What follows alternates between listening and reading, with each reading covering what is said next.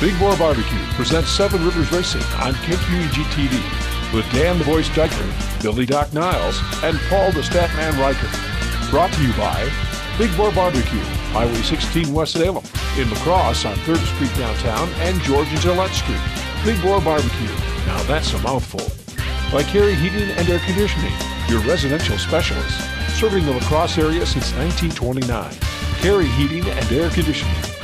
Hi, race fans. Welcome in Seven Rivers Racing KQEG TV. A lot of racing left to go in the season, and we're going to be talking about that on the big show today with Bill Doc Niles and Paul the Penguin Riker. We're going to jump right into it because the point standings at La Crosse Fairgrounds Speedway, 3 drivers now in contention for a Sportsman Championship, and Panitsky, Carlson, after last week, they're tied. Let's take you to the last 2 laps of last week's feature number 1, and that is where Mike Carlson had one heck of a lead built up, and a caution. Always happens. Driver gets a lead, caution comes out, they restack him up, and here comes, who? The Ka-Chow number 8 of Nick Clements. Nick Clements rolls on, gets his first win of 2019, did it against a field of Carlson, Panitsky, Gady, Burchick. I mean, the best of the best came out on Saturday night. Oh, yeah, that was a great, thanks to late race yellow, Nick got the chance to line up alongside Mike and took a lap, but Nick got around Mike to take the lead and score his first win, I believe, since 2017. That was the first of 2 top podium finishes for Steve Carlson. Do want to mention Jacob Gady came out, his track in Minnesota rained out. They made this short, well, actually it was a pretty good track to La Crosse because they showed up late.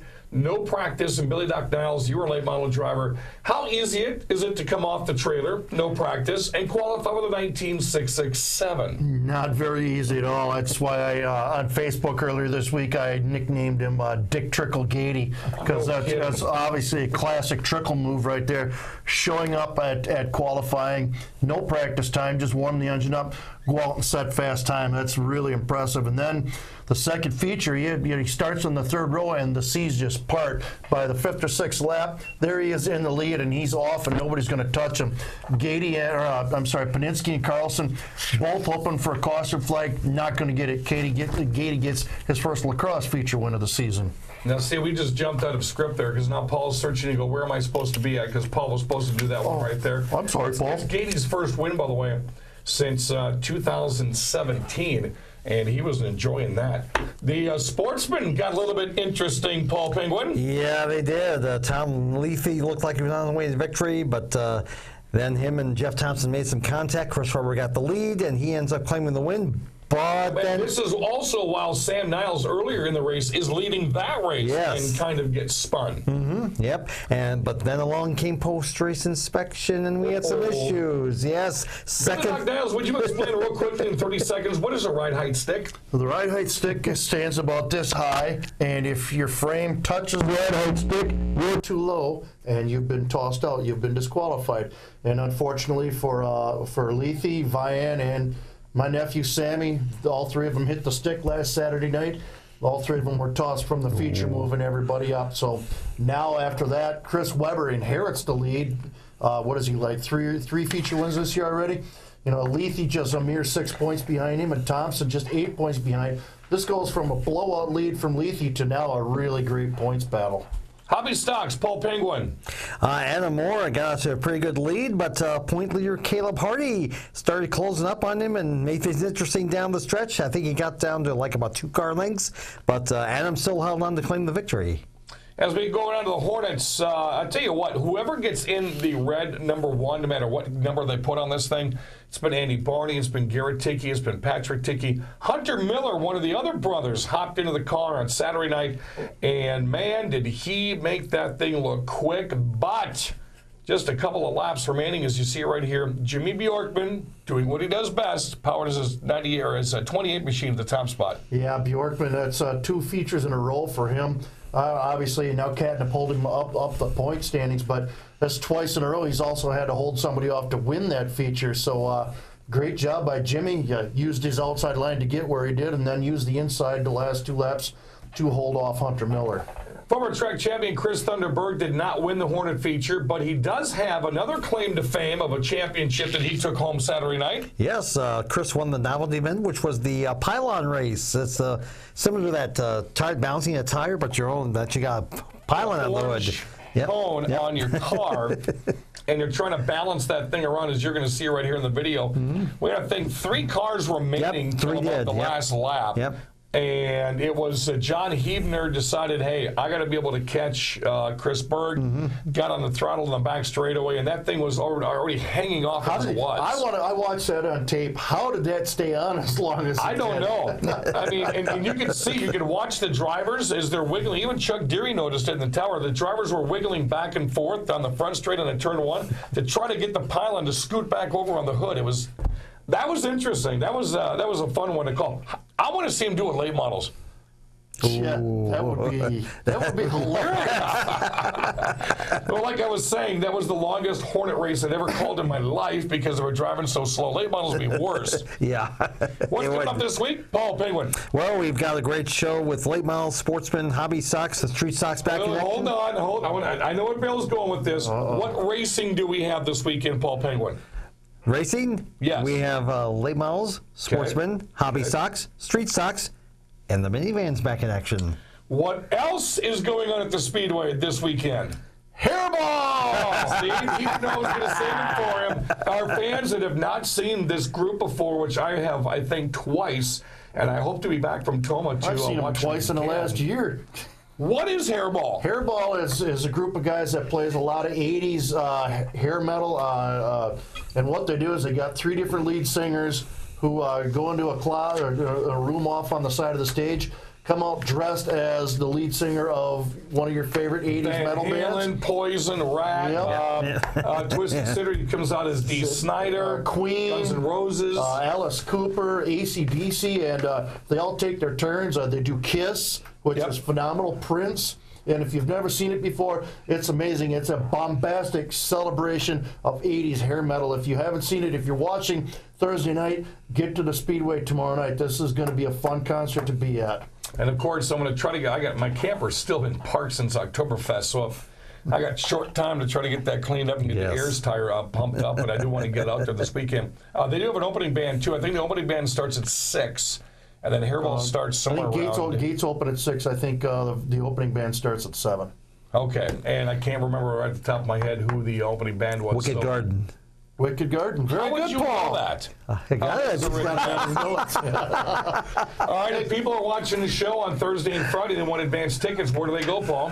They can get advance tickets through roundrivercity.com at $20 or $25 the day of the show. That's still not bad. And there's camping available. What is camping? $25? $25 to camp. It's a heck of a deal. Limited hookups. So you've got. So here's what you do: you take your camper out there, get a hold of OJ, go camp, go to Hairball Friday night, stay for the races on Saturday, and go home Sunday. That's a heck of a weekend.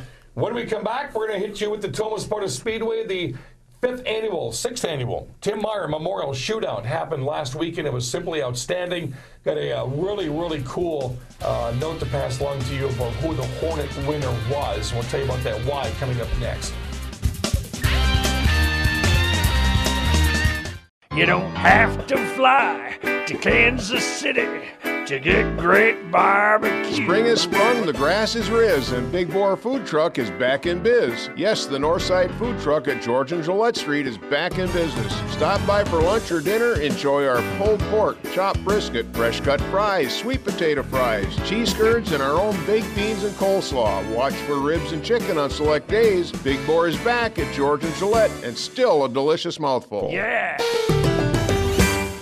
American Standard Heating and Air Conditioning is built to a higher standard, so you can focus on the problems in your life that actually matter. Hey, Dave. Like giving Jeff his ladder back before he takes it back. Or where to put the food when you both get the groceries.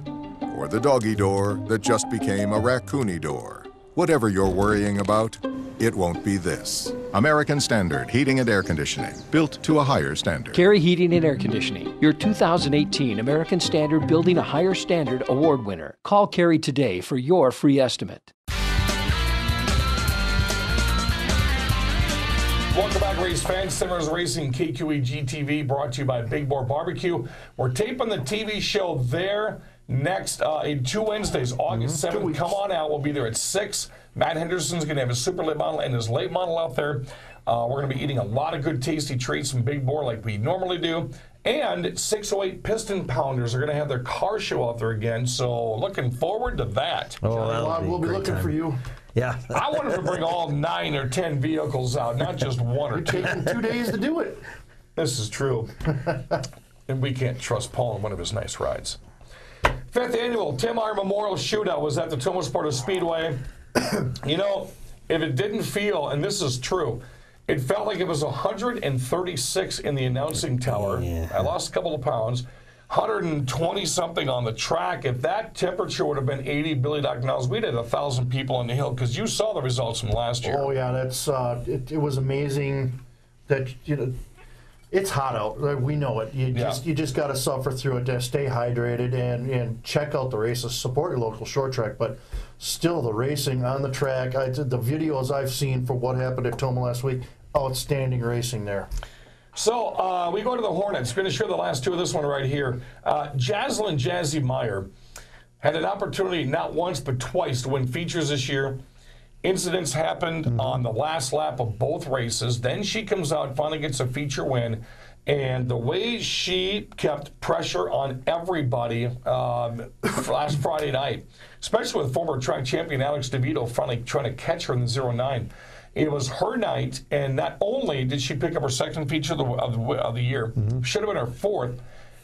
Tim Meyer, that passed away years ago, that the Memorial Shootout was in honor of, that was her uncle. Man, tell me that didn't make that a whole lot better. That was a great way to end the night to see Jazzy win that Hornet feature. That was a great show. So talking about Tim Meyer, he was a sportsman driver, as a lot of you well know. You rubbed fenders with him, had him at different racetracks. And Paul, the sportsman, that was probably one of the most interesting races we've had in a while. Yeah, great side-by-side battle for the first half between Lundy Wood Sr. and Troy Dobrats. They made contact. And then our visitor from Madison, Sam Messel, takes over the lead. And she led for a few laps. Earlier the night. She led a few laps. And then along came Jason Backus and made things interesting. Unfortunately, he got taken out by Marlon Bortrigger here with a couple laps to go. Got his spot back and ended up claiming the win in the 2-lap shootout. So again, that was the sportsman, and man, that was an outstanding race too. It was nice to see Sam Messel. She'd never been to the Tomah Sparta Speedway before, and actually got a heat race win. Midwest Dash Series, not under the tutelage of Greg Oliver this year. They went to the actual Midwest Dash Series. They were on the East and the South divisions. That Midwest Compact Series, yeah. And man, I'll tell you what, the stars came out. Every driver in the Midwest Dash Series had a chance to win this feature. Yeah, and this is one that was supposed to be run back in May, got rained out, so they rescheduled it for last week, and they did not disappoint. Joe Crosse leading the opening lap before giving way to Tim Finstead. Finstead would pull out the big lead, but not long before Brandon DeLacy shows up, gets outside of him with 10 laps to go. That left Greg Blount trying to take second away from Finstead. They would spin out, stack the field back up. Here comes Kyle Stark, a man you would fear. Not going to happen. DeLacy pulls away from Stark. DeLacy gets a very comfortable win in the Midwest Dash Series. And again, you're some big names right there. Tim Finstead was coming off of a win the week before at the Tomah Sparta Speedway. And Kyle Stark, anywhere Kyle Stark runs, you see the black and white 192 pull in, you're going, oh, my work's going to be cut up for me. But Kyle was somewhat of a pile. To the monstrous, he was. Monsters Modifieds we go, and this was a fantastic show. Even watched Nick Quinnell go airborne and come back to get a heat race win on this night. Paul Brown has been simply spectacular. Doesn't matter where he starts in the back, outside row 2 on the pole. I don't think he's starting to pole this year, is he? No, I don't believe he has. No. He was going against guys like Rick DeVito and Denny Schott, former modified champion himself, and Nick Quinnell and the Wildman Brad Wilds. But towards the end of this one right here, Paul Brown just stepped away from the field, picked up win number 2 of the year, and again, Modified's putting on a great program. Show karma. Big T. Yeah, it was. It was. Yep. How Hobby Stocks. Loaded field this week. Yes, it was a great show. Andy Moore, Mike Krieger, about midway through the race, were battling for the lead. Both make contact. Unfortunately, Moore suffers a flat tire, but does get it fixed. Raymond Hardy ends up taking over the lead, and then he starts driving away. But here comes the reigning track champ Jeff LaFave in the closing laps. But Raymond held him off to claim his second win of the season. We told you, Raymond's going to get better and better and better. Andy Moore's at the same thing. He's got his tire program worked out now, and he's really got that car on a rail. And he's going to be a force to reckon with as we get ready to close out the Tomah Sparta Speedway racing season. 6 shooters, again, came out and entertained. And, Bill, this was a wild one. Yeah, well, you start right off. Tim Murphy and Dan Fry do a little tango at Bring Out the Yellow. Cameron Riggs and Tristan Drzyzkowski, teammates, would go back and forth with this one. You got Drzyzkowski in his new 6-shooter on the outside trying to get around Riggs. Matt Moore and Fry would catch these two and make it interesting down the stretch.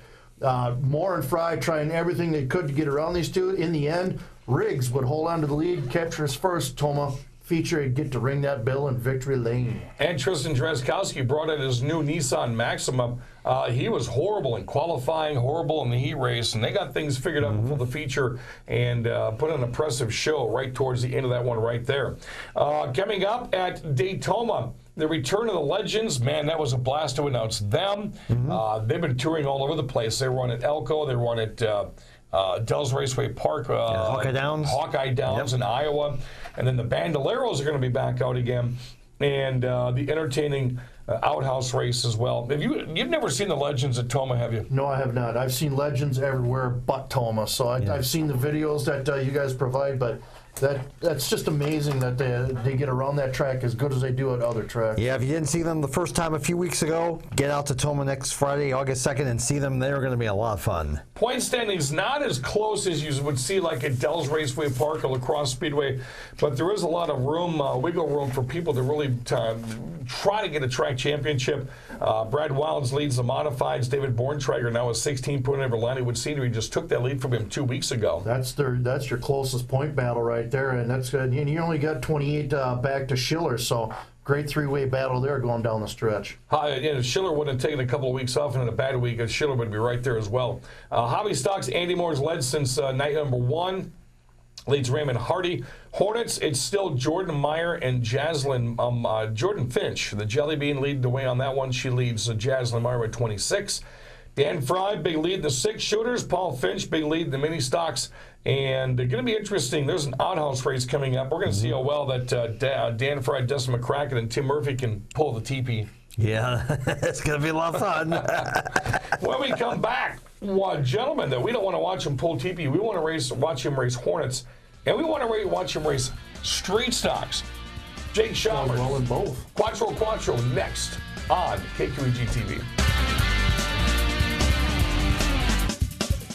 You don't have to fly to Kansas City to get great barbecue. Are you ready for the Ultimate Platter Challenge? Jerry here at Big Boar Barbecue. Our Ultimate Platter is loaded with pork, brisket, chicken, ribs, 3 sides, and 4 slices of bread. If you can eat it all, it's yours free. I'll even give you a certificate for another one you can share with your friends. So how about it? You ready to take the challenge? Stop by, check out the rules, and dig in. And oh yeah, that's a mouthful.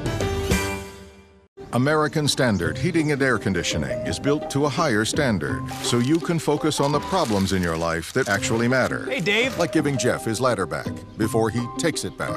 Or where to put the food when you both get the groceries. Or the doggy door that just became a raccoony door. Whatever you're worrying about, it won't be this. American Standard Heating and Air Conditioning, built to a higher standard. Carey Heating and Air Conditioning, your 2018 American Standard Building a Higher Standard Award winner. Call Carey today for your free estimate. Welcome back, race fans. Severance Racing, KQEG TV, along with Billy Doc Niles and Radio Man Dan Dyker. We put Paul the Penguin back in the dunce corner because we couldn't tell what color pants he was wearing. It's kind of cool because his black background makes him look like he has half a body. You know, if we had green screen, we'd be able to see him. Yeah, then we would have the Penguin on it. And then it would show up on our Big Boar banner right here. Yep. Guy sitting in the middle right here has been a Hornet driver to the Crosse Speedway for, man, a long time. The red and white stripe, the white and red stripe to number 44. That would be Jake Schomers. But this year, he's being known as one heck of a street stock driver. Great to have you in the program, buddy. Thanks a lot. We've been trying to get you in for quite a while. Glad our schedules could finally match up. Yeah, it's good to finally be here. I asked you this in Victory Lane a couple weeks ago. Now you get a chance to tell everybody, what in the heck are you doing in the Jimmy Bjorkman line in a street stock? Well, like I said there, learn from the best. Jimmy knows what he's doing. I guess I got sick of him passing me out there all the time. I thought I'd try it out. Let's go backwards a little bit. At the Crosse Speedway, you've been running a Hornet for how long now? I'm not sure. It's been a long time, but I would run kind of, I'd miss a race here and there, so just a handful of full seasons, but it's been a while. And you've steadily gotten better. You're one of those names that people got on a constant basis hear me mention in the top 3 or the top 5. That's really kind of helped you set the stage for going up from a 4 to a 6-cylinder. Yeah, definitely. I had always saw John Aaron and Taylor Dobbs having fun in it, and the Drazkowskis were doing really well, so I thought I'd give it a shot. Did you expect, you came out very impressive at the Frostbuster, winning the first feature. Did you expect to have that success right away? Definitely not, but I knew that was the car I wanted, and I knew it would be good. I didn't quite expect it to be that good, though. You know, one thing, Diker, you and I talked about this 2 weeks ago when he won the feature in impressive fashion. That thing sounds different than everybody else's. I mean, it does. I mean, because I could pick you out. What makes your car sound so different? I got a secret turbo right underneath it there. The nitrous switch. And they haven't found it yet. Turn forward, can hit the nitrous. Right. You know, talking about funny sounds, Paul, I think you and I, or actually Bill and I, both heard this. Last time the Street Stocks raced, and Jake is now only 5 points out of first place behind Chris Larson, which that championship's going to go to fast.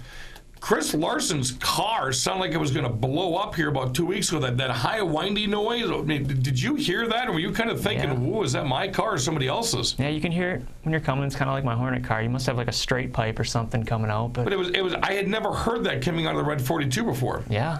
I mean, I noticed it was a little faster, too, so maybe you did something. Tricks of the trade. You're the only one to win 3 features in the street stock so far. It obviously is not as easy as you're making it out to be right now. No, it's tough. I mean, the competition's good there, just like the Hornets.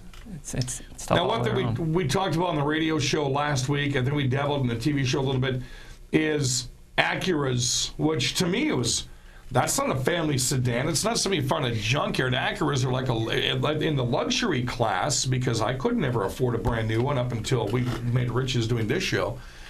Why? It was a delayed response. Yeah, sorry. Just don't. Why are Acuras, number one, the car of choice for the street for the 6-cylinder class? Because it used to be the Pontiac Grand Ams and the Grand Prix. Number one, why is Acura like one of our 10 cars out there?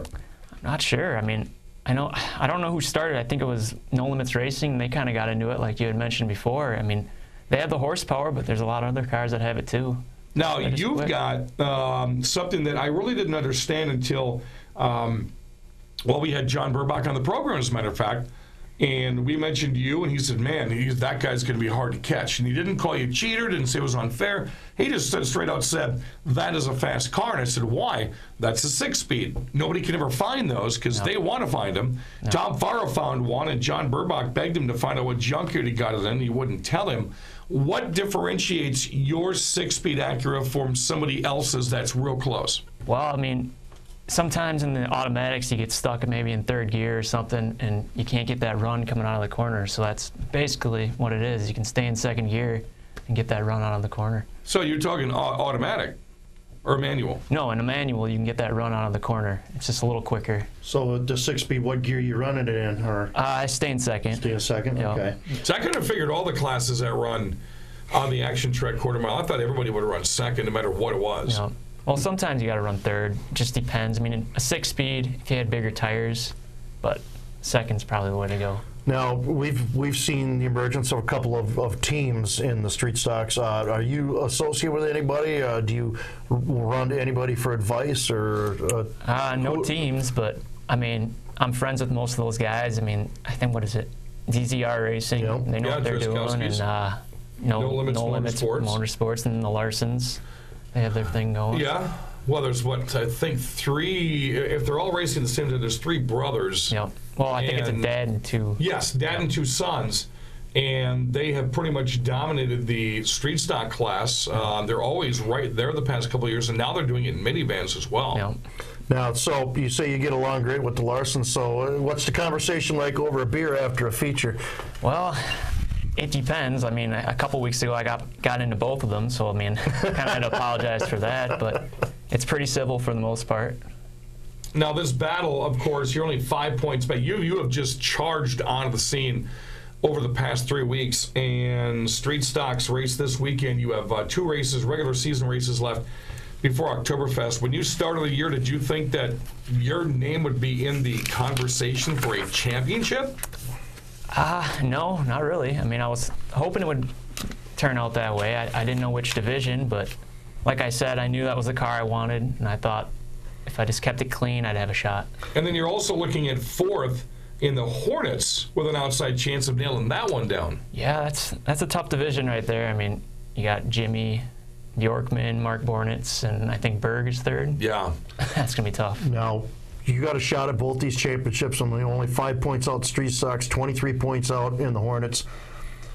You want to win them both, but can you win them both, and what would it mean to even win just one? It would take a lot of luck to win the Hornet one, I know that, and it would take Larson to quit running in the top 5 every week. I mean, it's going to be tough to beat him, but he's a good driver, so I know it's going to probably come down to the wire. And the competition in this class, you guys got to start pretty much, dead last. No. The both of you. Going through that field is no easy task. I mean, you made it look easy 2 weeks ago because you went Bjorkman on the field, but Larson sliced his way. This is not an easy class to get through. No, and like you had mentioned on the radio show, it's just about getting ahead of him first, because if he runs that outside and he likes to block it, then I have a hard time. And yeah, it's just about who can stay in front of each other. I don't know. And that's one thing I've really not seen you do in your street stock is have to ride the inside rail. What happens if all of a sudden you get stuck 3 wide and you're forced on the inside rail? You haven't spent a lot of time down there, so you haven't really learned what your car can do down there because it's not the Hornet. Yeah, and like you mentioned, I mean, the Hornet is so much lighter of a car, so you can really throw it in there and hopefully it'll stick. I mean, the street stock's a lot heavier, so it's a little difficult. Okay, we got less than a minute left on the program. Why don't you let the viewers know what you got for sponsors this year? It would be Hoka Co-op and Schmitty's Time Out Tavern.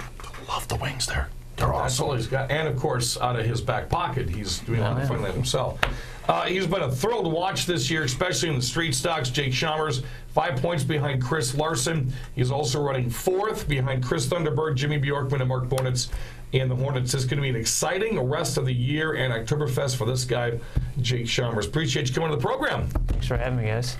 All right, so for Paul Reichert, who's still the Dunn's Corner, Billy Doc Niles, all of our fantastic sponsors, we greatly appreciate that. August 7th, Wednesday, we're taping from Big Boar Barbecue, part of the 608 Piston Pounders Car Show, and that means yums. Paul gets oven mitts and the Hannibal Lecter mask. And we're going to make him eat outside this time. We're not going to have that. Put that finger away, Paul. That display is not going to happen inside the restaurant. I want to thank Jesse for producing this. My name is Dan Dyke. We'll see you next week on 7 Rivers Racing.